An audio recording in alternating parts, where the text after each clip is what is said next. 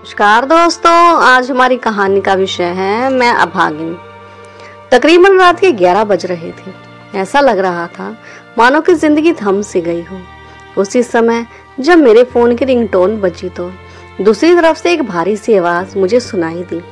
Hospital के अंदर एक छोटा सा कमरा जिसे आईसीयू के नाम से जाना जाता है, उसके अंदर से सफेद जैकेट में एक लंबा गोरा चिट्टा आदमी आंखों पर चश्मा लगाए हुए तेजी से बाहर आया और उसने सोफे पर बैठी बुआ जी से कहा, मुझे माफ कर दीजिए, अब मैं कुछ नहीं कर सकता। उसके चेहरे की शिकन और निराशा की भावना किसी अप्रिय घटना की तरफ इशारा कर रही थी। बुआ जी की आंखें बंद हो गई और उन्होंने एक गहरी सांस ली। पानी की कुछ बूंदें उनके गले से होते हुए फर्श पर जा गिरी। वह जोर जोर से दहाड़े मारकर रोने लगी। मैं अबला अब कहाँ जाऊं? कौन है जो मेरी जिंदगी की इस कश्ती का खेवनहार होगा? अब मैं किस किनारे लगूंगी?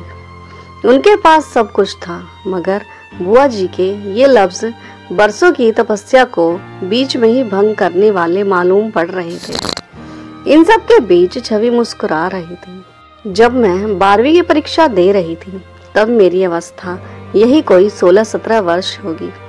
मेरी बुआ जी मुझे बहुत प्यार करती थी।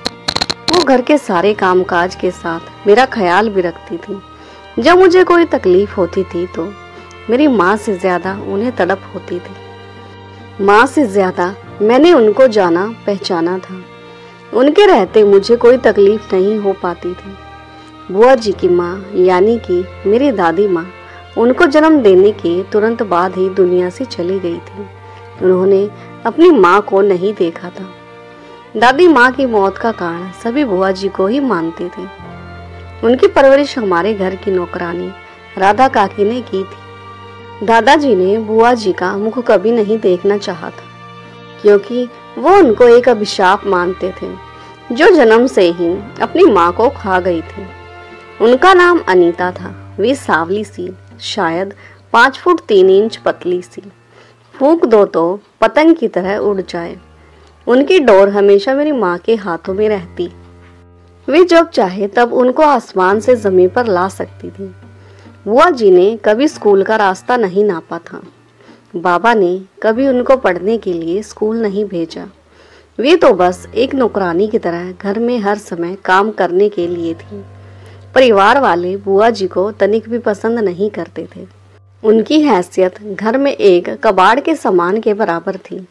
उनको वो चीज़ कभी नहीं मिलती जो मेरी माँ को आसानी से मिल जाया करती थी। बुआ जी अपने मायके में ज़रूर थी, मगर वो किसी पिंजरे से कम न था।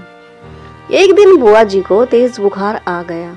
उस दिन न तो मेरी माँ को चाय मिल पाई और ना ही पापा के कपड़े प्रेस हुए, ना ही मेरा नाश्ता तैयार हो पाया।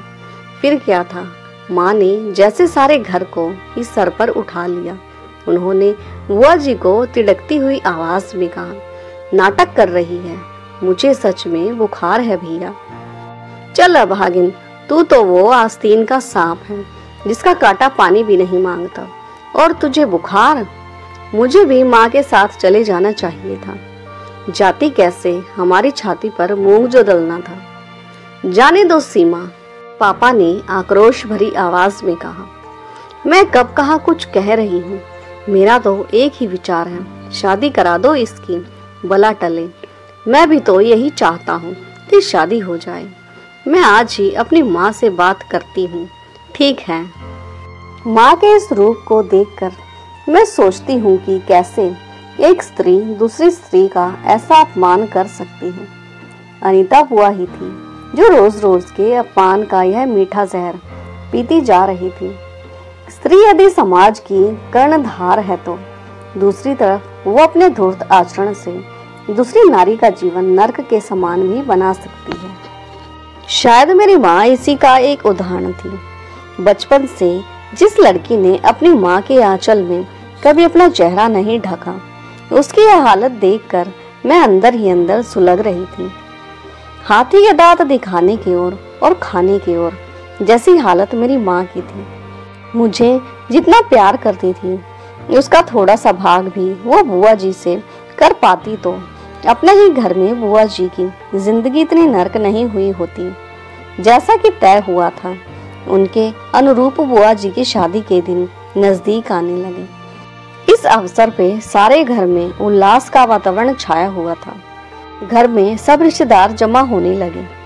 पास ही के गांव में बुआ जी की शादी तय हुई थी।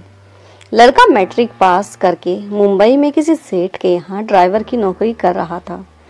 रंग सावला, मिलनसार प्रवृत्ति उसकी पहचान थी। वह मेरा रिश्ते में मामा लगता था। घर में सास ससुर और एक ननंद के अलावा जेठानी भी थी। इस शादी में जिधर देखो नानी के ही रौब, अधिकार और प्रभाव की चर्चा थी। आखिर शादी नानी के रिश्ते में ही जो लगी थी। आज बुआ जी पराई होने जा रही थी, मगर इसका गम किसी के मुख पर दिखाई नहीं दे रहा था। शायद घर का एक बहुत बड़ा भाग हल्का होने जा रहा था। 20 मार्च जब बुआ हमेशा के लिए घर से पराई एक नई दुनिया में अपना कदम रखने जा रही थी। मुझे याद है वह कठिन क्षण जब बुआ ने दादाजी से कहा, पापा एक बार मुझे देख लो, शायद मैं आपके ऋण से मुक्त हो जाऊं। लेकिन उन्होंने बुआ जी को नजर भर देखा तक नहीं और बुआ जी की आंखों की जो लालसा थी वह धीरे धीरे आंसुओं के सहारे किनारे जा लगी। उस अभागिन के मन में आज जो कसक अपनी माँ के लिए थी वो जरूर पूरी होती यदि दादाजी की एक नजर उनके माथे के सिंदूर पर पड़ जाती। मगर नियति के खेल से तो कोई नहीं बच पाया। फिर वह कैसे बच पाती। ससुराल में बुआ जी की जिंदगी अच्छी हो गई थी। कुछ ही दिनों में उन्होंने अपने आचरण से ससुराल के सभी लोगों का दिल जीत लिया था। उनकी जिंदगी प्यार, प्रेम और शांति से गुजर बसर होने लगी। अब वो उस परिंदे की तरह अपने को खुला महसूस कर रही थी जो पिंजरे की कैद से छुटकर हवा की गति के साथ आसमान में उड़ता है। बुआ जी की जिंदगी किसी नरक के द्वार से निकलकर स्वर्ग की दहलीज पर जा पहुंची थी। जितने अच्छे उनके पति थे उससे कहीं ज्यादा अच्छा उनका परिवार था। पति के साथ साथ पूरा परिवार उनको अपने ममता की छांव में पनाह दे रहा था, जिसे उपेक्षा और अपमान के अतिरिक्त जीवन में ममता का कोमल स्पर्श कभी नसीब ही नहीं हुआ था। वहीं आज पूरे परिवार की आंखों का तारा बन गई थी बुआ जी। फूफा जी भी उनको उपेक्षा से ज्यादा प्यार करते। समय कितना महान होता है आज उनको महसूस हो रहा था। जिंदगी करवट तो लेती है मगर इतनी जल्दी उन्होंने ऐसा कभी नहीं सोचा था। इस बात का एहसास उनको भी था, मगर पतंग जितनी तेजी से ऊंचाई पर जाती है उससे कहीं तेजी से नीचे भी आती है। इस बात का डर उनको अक्सर रहता था। मुझे हर रोज वे फोन पर अपना हाल चाल कहती थी। कुछ महीने बाद मैं बुआ जी के घर उनसे मिलने के लिए गई, यह देखने की क्या वे जो मुझसे कहती हैं वह सब सच है या मुझे झूठी कहानी सुनाया करती हैं। मगर जब मैं वहां पहुंची तो उनको देखकर मैं हतप्रभ रह गई। जब मैं उनसे मिली तो आश्चर्यचकित रह गई। अब वे अभागिन नहीं हैं, उनके अब दिन बदल गए थे। एक मजूरन अब महारानी की भांति चेहरे पर ओझ लिए खड़ी थी। बुआ जी क्या है ये वो है जिसकी मैंने कभी कल्पना भी नहीं की थी। मैं आपके लिए। बुआ जी ने रोका। बाबू तुम कुछ न कहो। क्यों? बुआ जी हल्की सी मुस्कुराहट के साथ कहने लगी। मैंने पूछा इस हंसी का कारण। ये वो हंसी है जो मैं कभी न हंस सकी। मैं अम्मा के चरण पर अपनी पूरी जिंदगी कुर्बान कर दूं तो वो भी कम पड़ जाएगी। मेरे बाबू मुझे जीवन में इतनी खुशी कभी नहीं मिली। एक अभागिन की तरह जीने की पीड़ा अब खत्म हो चुकी है बाबू। बुआ मुझे प्यार से बाबू कहती थी। क्या बातें हो रही हैं? फूफा जी ने आते हुए कहा। बुआ जी ने मुस्कुराते हुए उत्तर दिया, जी कुछ नहीं, बस यूं ही घर की। हाँ कर लो बस आज के दिन। क्यों? बाबू मैं कल सुबह वाली गाड़ी से मुंबई जा रही हूँ ना। अच्छा हाँ याद आया, आपने बताया था, मैं भूल गई। बाबू जाने के बाद अपना ख्याल रखना। आओ आप सब खाना खा लो, सुबह जाना है ना। बुआ जी की ननंद ने बाहर से ही आवाज लगाई। सुबह के 6 बजे स्टेशन पर गाड़ी आ गई। सभी से विदा लेकर जब मैं घर वापस आई तो माँ ने कहा कि कैसा लगा वहां जाकर। सब अच्छे तो हैं। हाँ, मैं जानती हूँ सब अच्छे ही होंगे, आखिर मेरे ही परिवार के हैं। माँ की बातों में एक अहम की भावना थी जो किसी कटाक्ष से तो न थी। मन में एक बात उठी, हाँ आप भी तो उसी परिवार की हो, मगर कहने की हिम्मत नहीं हो सकी। शायद मेरी माँ जो ठहरी। धीरे धीरे समय कैसे बीता यह पता ही नहीं चला। मैं ग्रेजुएशन की पढ़ाई कर रही थी। समय अपनी तेजी से भागा जा रहा था। बुआ से अक्सर फोन पर बात होती तो पता चलता कि फूफा जी की तबीयत खराब है, शायद पुराना रोग है। मुंह और गर्दन में अक्सर दर्द होता रहता है। किसी डॉक्टर से दवा करा रहे थे।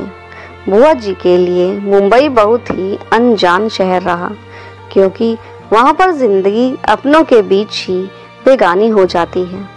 समय किस तरह से पलक झपकते ही बीत जाता है, इसका एहसास शायद किसी को नहीं होता। बुआ जी को गए 2 साल हो चुके थे और इन 2 सालों में जिंदगी ने ऐसी पलटी मारी कि फूल कब सूख कर डाली से गिर गए बुआ जी को एहसास तक नहीं हुआ। शादी से पहले अक्सर फूफा जी बीमार रहा करते थे। यह सब बातें किसी ने नहीं बताई थी, लेकिन हालात शादी के बाद कुछ ज्यादा बिगड़ने लगी, जिसका मुख्य कारण उनका गलत संगत में पड़कर नशे को अपनाना रहा। बचपन से ही वे नशे की गिरफ्त में आ गए थे। जब वो पूरी तरह से नशे की गिरफ्त में आ गए, हालत जब बस से बाहर हो गई, तब उनको मुंबई के सबसे बड़े हॉस्पिटल में दिखाने के बाद पता चला कि उन्हें मुंह का कैंसर है, वो भी अंतिम अवस्था में। खबर बिजली के समान बुआ जी के सीने से टकराई।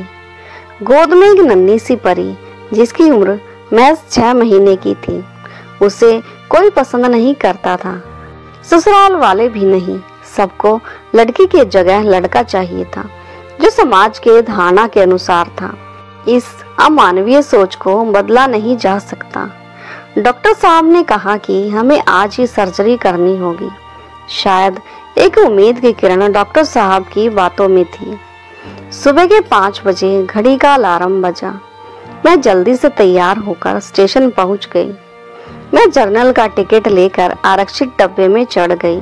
मुझे किसी तरह मुंबई जल्द से जल्द पहुंचना था। मैं 1 साल के भीतर तीसरी बार मुंबई जा रही थी। हर बार वो ठीक हो जाते थे, मगर इस बार क्या होगा, मेरे मन को ये सवाल बार बार परेशान कर रहा था। स्टेशन पर उतरते ही मैं सीधा हॉस्पिटल गई। बुआ जी निढाल फर्श पर पड़ी हुई थी और छोटी नन्ही परी उनकी गोद में खेल रही थी। वहां पहुंचने के बाद मुझे पता चला कि हालत अब हाथ में नहीं है। जीने की अब कोई उम्मीद नहीं बची है। शायद डॉक्टर साहब के पास आने में देर हो गई थी। बाहरी दवाइयों का कोई फायदा नहीं हुआ था। उन दवाओं ने उन्हें उल्टा मौत के मुंह तक पहुंचा दिया था। रामकिशन बुआ जी के पड़ोसी से मैंने मौके का जायजा लिया तो पता चला कि कुछ देर पहले फूफा जी को आईसीयू में ले जाया गया है। बचने की उम्मीद न के बराबर थी, क्योंकि मुंह से रक्त निकलना बंद नहीं हो रहा था। कुछ देर बाद आवाज शांत हो गई। फर्श पर अचेत पड़ी बुआ जी के चेहरे पे मैंने पानी की कुछ बूंदें डाली। होश में आने के बाद बुआ जी के फिर से रोने की आवाज पूरे हॉस्पिटल में गूंज उठी।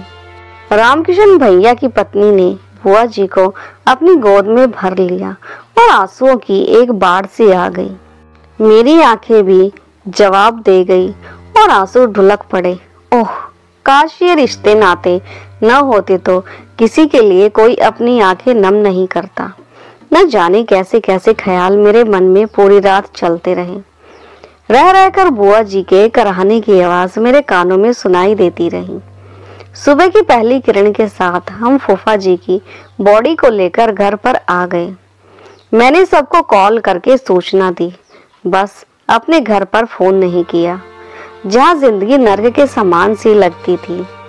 फूफा जी के पापा ने कहा कि लाश को लेकर हम गांव आ जाएं। सेठ जिनके यहाँ फूफा जी काम किया करते थे, उसने अपनी गाड़ी से हमें गांव तक भिजवाया। पहुंचाने के बाद नज़ारा मातम में बदल गया। सभी आ चुके थे। तब तक बुआ को कुछ भी ख्याल न था, वो किसी और दुनिया में ही थी। मगर एक और चेहरा था जिसके सहारे वे अपना आगे का जीवन जी सकती थी। छवि जिसे कुछ मालूम ही नहीं था, वो तो बस अपने में ही मस्त थी। करुणा ही करुणा उसके जीवन का हिस्सा बन चुकी थी। हिंदू रिवाज से जब सब कुछ संपन्न हो गया तो बुआ जी घर पर आ गई, मगर दुखों का पहाड़ लेकर।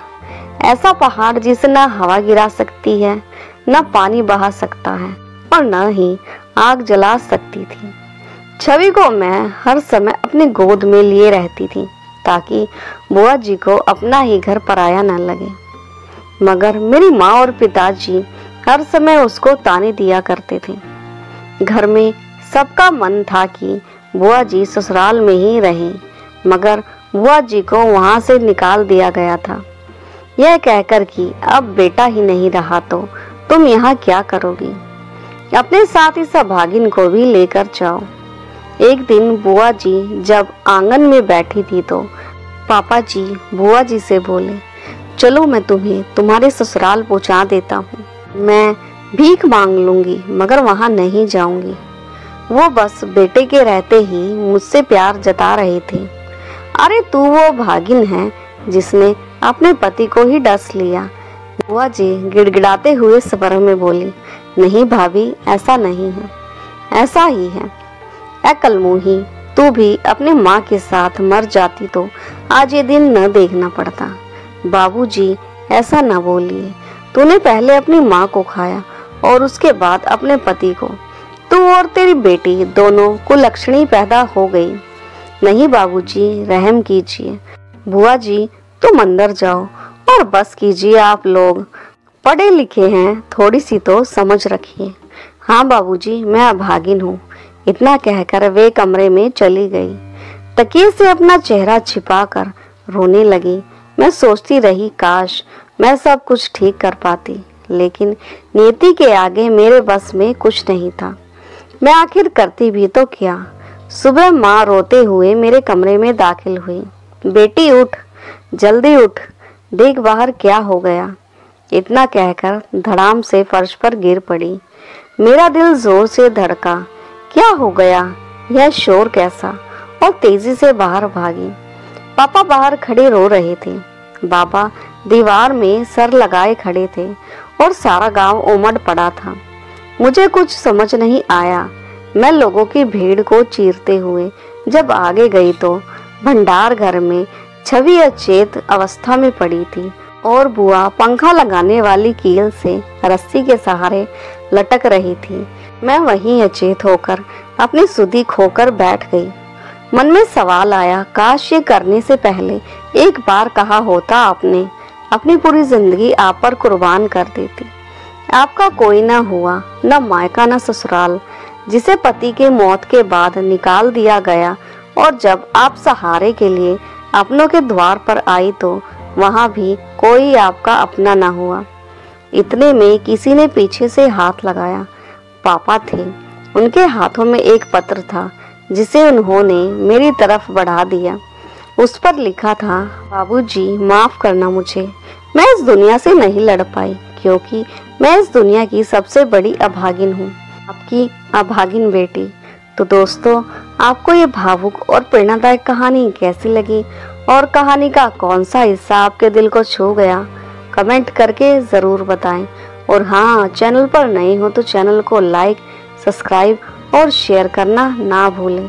तो मिलते हैं एक नई कहानी के साथ, तब तक के लिए धन्यवाद।